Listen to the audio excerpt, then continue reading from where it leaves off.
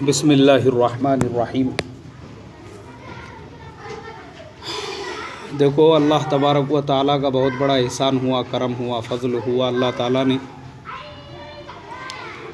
آپ لوگوں کو اپنے دین کی محنت کے لیے قبول کیا۔ ابھی اگر تم دیکھیں گے نا، اپنے محلے میں، اپنے بستی میں، اپنے گلی میں نوجوانوں کی کمی نہیں ہے۔ میں دیکھتا ہوں بہت ساروں کو، ان کی آدھی زندگی آٹو رکشوں میں گزر گئی۔ وہ بچپن سے رکشوں میں بیٹھ رہے تو ابھی بالغ ہو گئے ہوئے ہیں۔ مجھے لگتا تھوڑے دنوں میں شادیاں ہو جائیں گے تو بھی وہ رکشوں میں نظر آئیں گے۔ بہت ساروں کو میں دیکھتا ہوں زندگی برباد ہو رہی ہے، ان کو رتی برابر بھی اس کا احساس نہیں ہے۔ رات بھر بیٹھے ہوئے رہتے، آدھی رات تک نوجوان۔ تو کیا ہو رہا ہے؟ اس میں زندگی برباد ہو رہی ہے، بیکار کے کاموں میں، فضول کے کاموں میں۔ اور زندگی جو ہے نا، اگر اچھے کام میں نہیں لگائیں گے تو دوسرے کسی نہ کسی کام میں لگیں گے۔ حضرت جی مولانا یوسف صاحب رحمۃ اللہ علیہ فرمایا کرتے تھے، بولے دیکھو، یہ مال اور یہ زندگی دونوں بھی اللہ تبارک و تعالیٰ کی امانت ہے۔ مال کو اگر تم صحیح جگہ پہ نہیں خرچ کرو گے تو غلط جگہ پہ خرچ ہوگا، اور ایسے ہی زندگی کو جو کرنے والے کام ہیں، اگر اس کام میں نہیں لگاؤ گے یا اس کام میں نہیں گزارو گے تو جہاں زندگی نہیں لگنا چاہیے وہاں پہ زندگی لگے گی۔ اب مال کا ایسا ہی ہے، جو مال دین کے کاموں میں لگنا چاہیے، مسجد کی خدمت میں لگنا چاہیے، یا جو اللہ کے راستے میں چلنے پھرنے والی جماعت ہے ان کی نصرتوں میں لگنا چاہیے، تو بہت سارے لوگوں کا مال آج دیکھو، مسلمانوں کا مال جوئے خانوں میں لگ رہا ہے، مسلمانوں کا مال سٹے خانوں میں لگ رہا ہے، مسلمانوں کا مال IPL کے جوؤں میں لگ رہا ہے، مسلمانوں کا مال جہاں نہیں لگنا چاہیے وہاں پہ مسلمان، یہاں تک کہ بہت سارے مسلمان دکھاوے کے واسطے گنپتی کے پنڈالوں کو 10 ہزار روپئے دیتے، ان کا نام لکھا جائے بول کے، اپنے نام وری کے لیے، بڑے پن کے لیے۔ تو مال کہاں لگنا چاہیے تھا اور کہاں لگ رہا ہے؟ ویسے ہی زندگی اللہ کے دین کی محنت میں لگاتے تو دیکھو، ایک قدم چلتے تو ان کو اللہ تبارک و تعالی کتنا ثواب عطا فرماتے۔ ایک قدم چلنے پہ لاکھوں نیکیاں ہیں، کئی سال تک اللہ کے راستے میں محنت کرنے کا ثواب کا وعدہ ہے۔ اب اگر اللہ کے راستے میں لگا دیتے تو کتنا ثواب ملتا تھا، مگر کیا ہوا؟ زندگی صحیح جگہ پہ نہیں لگانے کی وجہ سے آج ہمارے مسلمانوں کی زندگیاں ہوٹلوں میں برباد ہو رہی ہے، وٹوں پہ برباد ہو رہی ہے، چبوتروں پہ برباد ہو رہی ہے، بازاروں میں برباد ہو رہی ہے۔ تو تم لوگ ایک دم قیمتی ہے، تم کو چنا اللہ تعالیٰ نے۔ کس نے چنا؟ اللہ تعالیٰ نے چنا تم کو۔ ایسا نہیں ہے کہ تم نے اپنی طرف سے یہ فیصلہ کیے کہ نہیں میں اللہ کے راستے میں نکلوں گا۔ وہ حکایت صحابہ میں، فضائل نماز میں ایک واقعہ ہے۔ حضرت عطا رحمۃ اللہ علیہ بہت بڑے محدث تھے، وہ امام بخاری کے استاد ہیں۔ وہ فرماتے ہیں کہ میں نے ایک باندی لے کر آیا میری خدمت کے لیے، تو وہ باندی تہجد کی نماز کے لیے اٹھی اور اس نے اللہ تعالیٰ سے دعا کی اور کہا، اے اللہ، تجھے مجھ سے جو محبت ہے وہ محبت کا واسطہ میرا فلانا کام کر دے۔ تو حضرت عطا رحمۃ اللہ علیہ نے کہا، ارے بولے اللہ کی بندی، اللہ تعالیٰ کو ایسا نہیں بولتے، بلکہ دعا میں تو نے یہ بولنا چاہیے کہ اے اللہ، مجھے تجھ سے جو محبت ہے اس محبت کا واسطہ میرا فلانا کام کر دے۔ تو وہ باندی کہنے لگی کہ عطا، اللہ تبارک و تعالیٰ کو اگر میرے سے محبت نہ ہوتی تو وہ مجھے اپنے مصلی پہ تہجد کے لیے کھڑا نہ کرتا۔ اس کو میرے سے محبت ہے، اسی لیے اس نے تم کو میٹھی نیند سلایا اور مجھے مصلی پہ کھڑا کیا۔ تو اس سے پتہ یہ چلا کہ اللہ میرے سے محبت کرتے ہیں۔ تو ایسے ہی تم لوگوں کو اللہ تعالیٰ نے چنا۔ سید نگر میں نوجوانوں کی کمی نہیں ہے، بہت نوجوان ہیں، مگر وہ نوجوانوں میں سے تمہارا انتخاب کیا، تم کو اللہ تعالیٰ نے چنا۔ کائے کے لیے چنا؟ اس لیے کہ پتہ یہ چلا اللہ تعالیٰ تم سے محبت کرتے ہیں اور تم کو دین کے کام کے لیے اللہ نے قبول کیا، اور تم سے اللہ تبارک و تعالیٰ دین کی محنتیں کروانا چاہتے ہیں۔ اس کے لیے اللہ تعالیٰ نے تمہارا انتخاب کیا، تم کو چنا اللہ تعالیٰ نے۔ تو تم نے سب سے پہلے تو 2 رکعت شکرانہ نماز پڑھنا چاہیے کہ اے اللہ تیرا کرم ہوا، تیرا فضل ہوا، تیرا احسان ہوا، آج ہمارے نوجوانوں کی زندگیاں کہاں کہاں پہ برباد ہو رہی ہے، تو نے وہ نوجوانوں میں سے نکال کر ہم کو تیرے دین کے لیے، تیرے راستے میں تیری محنت کے لیے قبول کیا۔ اور نوجوان کا جو سجدہ ہے اللہ تبارک و تعالیٰ کو بزرگ آدمی کے 70 سجدوں سے زیادہ پسند ہے۔ کتنے سجدوں سے زیادہ؟ 70 سجدوں سے زیادہ۔ ایک بزرگ آدمی اگر سمجھو سجدہ کر رہا ہے تو اس کے 70 سجدے، اور ایک نوجوان کا ایک سجدہ ایک طرف۔ تو اللہ تعالیٰ کو نوجوان کا سجدہ اتنا زیادہ پسند ہے۔ تو اللہ تعالیٰ نے تم کو چنا یہ عمر کے اندر، تو اب تمہاری ذمہ داری بنتی کہ تم 2 رکعت شکرانہ نماز پڑھو کہ اے اللہ یہ تیرا کرم ہوا، تیرا احسان ہوا، تیرا فضل ہوا، اور یہ ارادہ کر کے نکلو کہ انشاءاللہ سب سے پہلے تو میں اللہ کے راستے میں جا کے اپنے زندگی کو بدلوں گا، اور اپنی زندگی بدلنے کے بعد جب یہاں پہ واپس آؤں گا تو اپنے دوستوں کی، اپنے گھر والوں کی، اپنے محلے کی، اپنے بستی کی بھی میں حالت بدلنے کی فکر کروں گا، کوشش کروں گا۔ یہ ارادہ کرو، اور اللہ کے راستے میں جو نکل رہے تھوڑا سا صدقہ دے دو تاکہ تمہارا نکلنا آسان بھی ہو جاوے اور نکلنے میں سہولت بھی رہے۔ اور جب اللہ کے راستے میں چلے جاؤں گے اس کے بعد میں کچھ چیزیں میں آپ کو بتاتا ہوں۔ سب سے پہلی چیز، موبائل ساتھ میں مت لے کر جاؤ، یہ بات میری پہلے یاد رکھو۔ موبائل ساتھ میں لے کر جائیں گے تو پھر تمہارا گھر پہ رہنا اور جماعت میں چلنا دونوں بھی کیا ہو جائیں گا، پھر برابر ہو جائیں گا، کیونکہ تم موبائل کے اوپر کبھی ابا بیمار ہے، کبھی اماں کو بخار آیا ہوا ہے، اور جو شادی شدہ ہے تو کبھی بیوی کی طبیعت خراب ہے، تو کبھی بچے کی طبیعت خراب ہے۔ اب یہ تمام باتوں کے اندر پھر تمہارا دل اللہ کے راستے میں نہیں لگے گا۔ موبائل ایک ہو امیر صاحب کے پاس میں، کچھ بھی ضرورت رہی اپنا تھوڑی سی بات کر لیے گھر پہ گھر والوں سے ایک آدھے بار، کوئی بات نہیں ہے۔ ایسا نہیں ہے کہ بالکل ہی نہیں ہونا چاہیے، نہیں بالکل ہونا چاہیے۔ ایک آدھا موبائل اگر ساتھ میں ہے تو کوئی پرابلم نہیں، لیکن ہر ساتھی کے پاس نہیں ہونا چاہیے۔ پہلا کام یہ کرو، یہ ارادہ کرو، یہ تمہارا سب سے بڑا مجاہدہ، یہ تمہاری سب سے بڑی قربانی، کائی کی؟ موبائل نہیں لے جانے کی، یہ سب سے بڑی قربانی۔ موبائل اپنے ساتھ میں مت لے کر جاؤ۔ اور دوسرا کام، 2 چیزیں اللہ کے راستے میں سب سے اہم، تم نے کچھ نہیں سیکھے اور خالی 2 کام تم کو آ گئے نا تو انشاءاللہ تمہاری زندگی بدل گئی۔ ایک تو امیر کی اطاعت میں اپنا وقت لگانے کا، کس کی اطاعت میں؟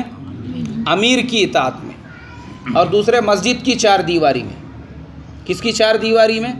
یہ 2 کام تم نے کیے تو مجھے اللہ کی ذات سے 100% امید ہے تم کچھ نہ کچھ حاصل کر کے آؤ گے اللہ کے راستے سے، کیونکہ ہماری پوری زندگی منمانی گزری، اپنے طریقے پہ گزری، اپنے حساب سے گزری، لیکن اب جو ہمارا وقت رہے گا وہ کس کے حساب سے گزارنے کا ہے؟ امیر کے حساب سے۔ آج سب سے بڑا مسئلہ یہی ہے کہ اپنا جو نفس ہے وہ امیر کی اطاعت قبول کرنے کو تیار نہیں رہتا۔ وہ بولتا نہیں بابا میں امیر کی نہیں مانوں گا، گھر پہ میں نے میرے باپ کی نہیں سنا تو امیر کی سن رہا کیا میں؟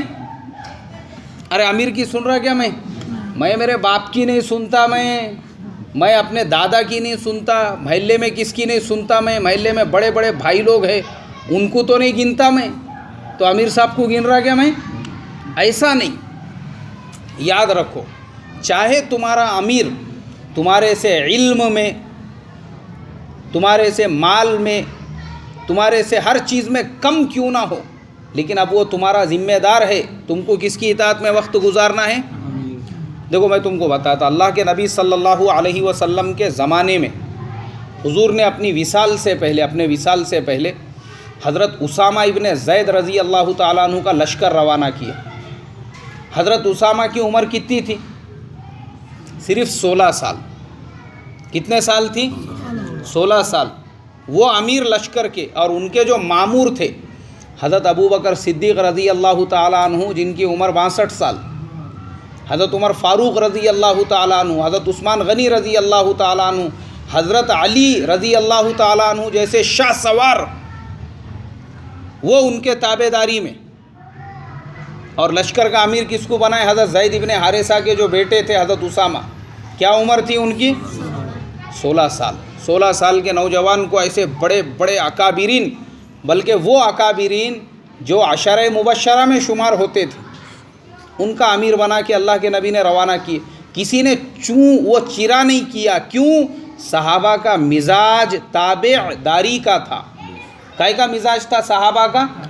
منمانی کا مزاج نہیں تھا.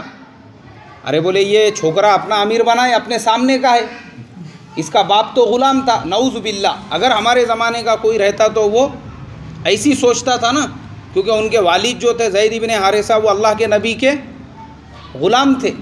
وہ ایسا سوچتا تھا، لیکن صحابہ نے ویسا نہیں سوچے. اتنے بڑے بڑے ہونے کے باوجود بولے نہیں، ان کی اطاعت تو ان کی ہی اطاعت میں، انہی کی اطاعت میں لشکر روانہ ہو گیا. تو یہ صحابہ کا مزاج، یہ مزاج اپنا بنانے کا ہے. اور میں آپ کو بتاتا ہوں، میرے بھی بہت چلے لگے اللہ کے راستے میں. ہم لوگوں نے بھی بعض اوقات ایسے ہم یعنی امیروں کے تابع داری کے اندر چلے ہوئے ہیں، جو ایک دم سخت مزاج کے، ایک دم کڑک مزاج کے، لیکن لگائے ہم نے وقت ان کی اطاعت میں، ان کی تابع داری میں. کیونکہ جب تابع داری میں انسان چلتا ہے نا، تو اس کے اندر ماننے کا جذبہ آتا ہے. کائے کا جذبہ آتا ہے؟ اور جب تابع داری میں نہیں چلتا ہے تو پھر منوانے کا جذبہ. پھر کس کی نہیں مانتا وہ؟ اس کا نفس جو ہے نا، پھر کسی کی اطاعت قبول نہیں کرتا. تو ایسا مت کرو. تو ارادہ کرو ابھی سے، جو 4 مہینے تم اللہ کے راستے میں رہو گے، کس کی اطاعت میں گزارو گے؟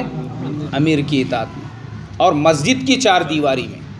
کس کی 4 دیواری میں؟ مسجد کی. یہ میرا پوائنٹ لکھ کے رکھنا. اللہ کے کرم سے میں بتاتا ہوں آپ کو، الحمدللہ میرے جتنے بھی وقت لگے، میں نے یہ چیز کو بہت زیادہ سختی کے ساتھ میں کیا کہ مسجد کے 4 دیواری سے باہر اپنا وقت نہیں لگنا. اپنے خالہ کا گھر آ گیا، کوئی گاؤں میں چلے گئے، وہاں پہ کوئی رشتہ دار کا گھر ہے، کوئی وہاں پہ پہچانت والے کا گھر ہے، تو آپ یہاں پہ اللہ کے راستے میں آئے کہ رشتہ دار کو ملنے کے لیے آئے؟ اللہ کے راستے میں آئے. ہم بار بار چلے جا رہے، بازار میں جا رہے، چائے پینے جا رہے. بالکل غلط طریقہ ہے یہ. چائے بھی اگر پینا ہے تو کہاں پر بناؤ؟ مسجد میں بناؤ نا. پہلا زمانہ ایسا تھا. دیکھو پہلے لوگوں نے کیسے مجاہدوں میں وقت لگائے، بیچارے اللہ ان کو جزائے خیر عطا فرمائے. وہ زمانے میں مسجدیں ٹوٹی ہوئی ہوتی تھی، بیت الخلا کو بھی کھیت میں اور باہر جانا پڑتا تھا، مسجدیں برابر نہیں رہتی تھی. آج اللہ نے ہمارے زمانے میں ایسا کر دی ہے، ماشاء اللہ. مسجدیں کیسی ہے؟ بہترین، عالی شان. اور ہر مسجد میں کیا بنا ہوا ہے؟ کچن بنا ہوا ہے. بیت الخلا وغیرہ تو ہے ہی، اس کے ساتھ میں کیا بنا ہوا ہے؟ کچن بنا ہوا ہے. ہمارے زمانے میں ہم لوگوں نے بھی جو وقت لگائے نا، ہمارے زمانے میں اسٹو لے کے چلنا پڑتا تھا ساتھ میں. تمہارے میں سے چلا گیا کوئی اسٹو لے کے؟ ہاں، اسٹو لے کے جو ہے نا، اسٹو اور ساتھ میں 5 لیٹر کا کین، راکیل کا، گھاسلیٹ کا. اس کے بھی مسئلے رہتے تھے، ایس ٹی میں چڑھن نہیں دیتے تھے وہ لے کے، اپنے ٹرین میں سفر نہیں کرنے دیتے تھے. تو وہ پہلے بہت تکلیف ہوتی تھی. لیکن ابھی تو ایسا ہو گیا، کھیڑے کھیڑے گاؤں کے اندر گیس کا انتظام ہو گیا. کھیڑے کھیڑے چھوٹے چھوٹے دیہاتوں کے اندر بھی اللہ کے کرم سے گیس کا انتظام، کچن بنے ہوئے بہترین. آپ کو خالی مسجد میں ہی بنانا ہے.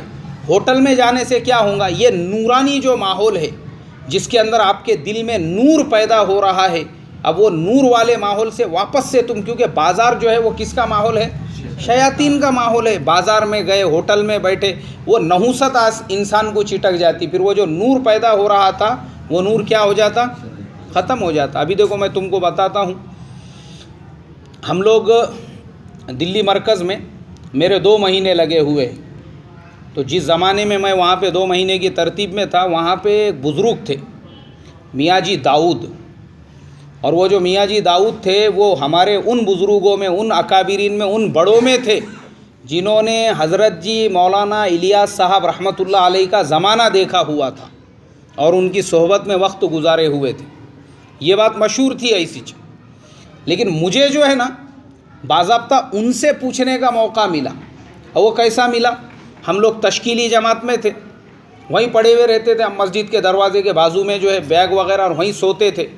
اور وہیں بالکل اپوزٹ میں میاں جی داؤد کا کمرہ تھا. اب وہ عشاء کی نماز کے بعد میں جو ہے انہوں نے آواز دی ہے، بولے کوئی تو بھی میرے سر میں تیل لگاؤ بول کر. ایک ساتھی آئے تو میں اٹھ کے چلا گیا اندر. میں نے کہا بھائی اپنی خوش قسمتی ہے، ایسے بزرگ آدمی، ایسے اللہ والے جنہوں نے حضرت جی مولانا الیاس صاحب رحمۃ اللہ علیہ کے زمانے میں ان کے صحبت میں وقت گزارا ہوا ہے، یہ آخری بزرگ بچے ہوئے ہیں، کم سے کم اپنے کو سر میں تیل لگانے کا موقع ملا تو تیل تو لگا لو۔ میں گیا، ایک تیل کی بوٹل تھی، انہوں نے بولے یہ تیل ہے یہ لگاؤ۔ اب ان کے سر میں جو ہے بال بھی نہیں تھے، سر یعنی پورا ایسا اپنا حلق کیا ہوا تھا سر کے اندر۔ اب میں اپنے انگلیوں سے جو ہے سر میں تیل لگانے لگا۔ تیل لگاتے لگاتے میں نے ان سے پوچھا، میں نے کہا حضرت میں ایک سوال کرنا چاہتا ہوں، اگر آپ مجھے اجازت دے تو۔ بولے بولو پوچھو۔ وہ میواتی لہجے میں بات کرنے والے ہو۔ میں نے بولا حضرت یہ آپ کے بارے میں ہم نے سنا ہوا ہے کہ آپ نے حضرت جی مولانا یوسف صاحب رحمۃ اللہ علیہ کا زمانہ دیکھے، کیا یہ بات صحیح ہے؟ بولے ہاں بالکل صحیح ہے، ہم لوگ اس زمانے میں دلی کے اندر ایک مدرسے میں پڑھا کرتے تھے اور ہر جمعرات کو یہاں پہ نظام الدین میں آتے تھے اور 2 دن حضرت کی صحبت میں گزارتے تھے، اور پھر جمعہ کے پورا دن رہ کے سنیچر کی صبح جو ہے یہاں سے مدرسے کی طرف روانہ ہو جاتے تھے۔ ماشاءاللہ دیکھو میرے دل میں جو بات تھی، چونکہ میں نے پوچھ لیا تو مجھے اطمینان ہوا۔ میں نے کہا حضرت آپ کے بارے میں ایک اور بات ہم نے سنے بھی ہے۔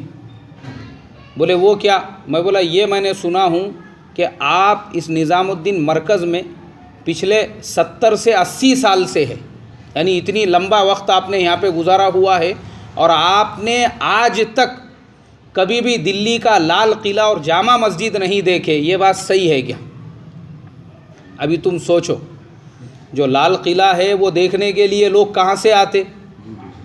دنیا بھر سے آتے لوگ لال قلعہ دیکھنے کے لیے، انگریز فارینرز دنیا بھر سے آ رہے وہاں پہ۔ اور وہاں سے جس زمانے میں ہم وہاں پہ تھے 4 روپیے لگتے تھے بس سے۔ کتنے روپیے لگتے تھے؟ 4 روپیے۔ اب تم سوچو وہ جو زمانے سے ہوں گے وہ زمانے میں کتنے پیسے لگتے ہوں گے؟ کوئی وہی نہیں ہے، وہ اتنا قریب ہے وہاں سے، 4 روپیے بس سے لگتے تھے۔ انہوں نے بولے یہ بات بھی بالکل صحیح ہے، وہ کوئی دیکھنے کی چیز ہے؟ بولے وہ کھنڈارات، بولے جو کھنڈارات کو لوگ اپنے عزت کی، اپنے عظمت کا ذریعہ سمجھا کرتے تھے، جن لوگوں نے اس کو اپنے عزت اور عظمت کا ذریعہ سمجھے، وہ لوگ ان کی حفاظت نہیں کر سکے، اور وہ کھنڈارات ان کو عزت اور عظمت نہیں دے سکے۔ ہمارے جیسے دیکھنے والوں کو دیں گے کیا؟ وہ کوئی دیکھنے کی چیز ہی نہیں ہے۔ بولے اس کے لیے یہ میں فضول سمجھتا ہوں، لایانی سمجھتا ہوں ایسے چیزوں کو۔ اللہ اکبر، کتنی بڑی بات! دیکھو ایک انسان دلی میں رہ کر اس نے آج تک لال قلعہ نہیں دیکھا، بولے بعد کتنی عبرت کی بات ہے۔ یعنی مرکز چھوڑ کر وہ جانا نہیں چاہتے تھے تاکہ مسجد سے باہر میں نہ نکلوں بول کے۔ یہ کوئی دیکھنے کی چیز تھوڑی ہے جس کے لیے تم سفر کرو اور وہ لال قلعہ دیکھ کر آؤ۔ سوچو، مسجد کی 4 دیواری کا احترام پوری زندگی کہاں پہ گزار دیے؟ کہاں پہ گزار دیے؟ مسجد کی 4 دیواری۔ تو اس کے لیے یہ واقعہ میں نے تم کو یہ بتانے کے لیے سنایا کہ ایسے بھی لوگ موجود ہیں جن کی عمریں 80 90 سال ہو گئی، لیکن انہوں نے اپنے زندگی کے 1 منٹ 1 گھنٹے اور 1 سیکنڈ کو بھی فضول ادھر ادھر گزارنا برداشت کرے گیا؟ تو اب تم پوری زندگی تم کو کہاں رہنے کا ہے؟ نہیں، پوری زندگی جماعت میں سے آنے کے بعد کہاں رہنے کا ہے؟ بازار میں رہنے کا ہے، دکان پہ رہنے کا ہے، کھیت میں رہنے کا ہے، کام پہ رہنے کا ہے، جاب پہ۔ پوری زندگی تو اپنے کو بعد میں ادھر ہی جانے کا ہے۔ تو کیا ہم اپنے زندگی میں کہ 4 مہینے مسجد کی 4 دیواری میں نہیں گزار سکتے؟